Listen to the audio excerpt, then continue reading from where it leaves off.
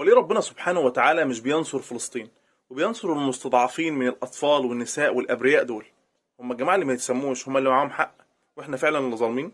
للأسف السؤال ده بيسأله ناس كتير قوي، وده إن دل بيدل إن اللي بيسأل مش فاهم حاجة خالص، مش فاهم إن الدنيا دار بلاء مش دار جزاء، مش مسلم بمركزية الدار الآخرة وإن الآخرة هي دار القرار.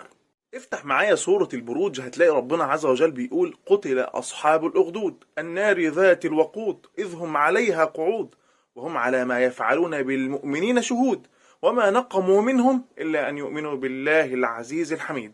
ناس اتحفر لهم أخدود واتحرقوا فيه لمجرد أنهم أمنوا بالله، مش دول كانوا أبرياء برضو ولا إيه؟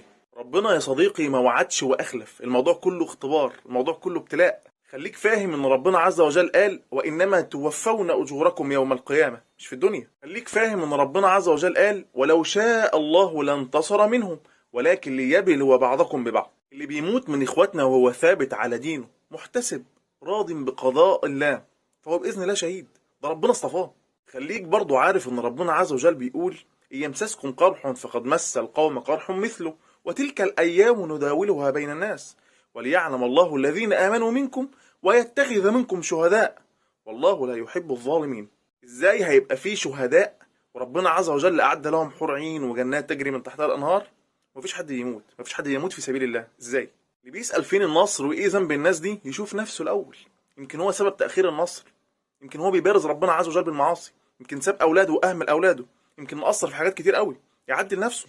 المؤمنون كده كده موعدين بنصر الله عز وجل، بس النصر ليه أسباب وليه موانع لازم ناخد بيها. إنا لننصر رسلنا والذين آمنوا في الحياة الدنيا ويوم يقوم الأشهاد.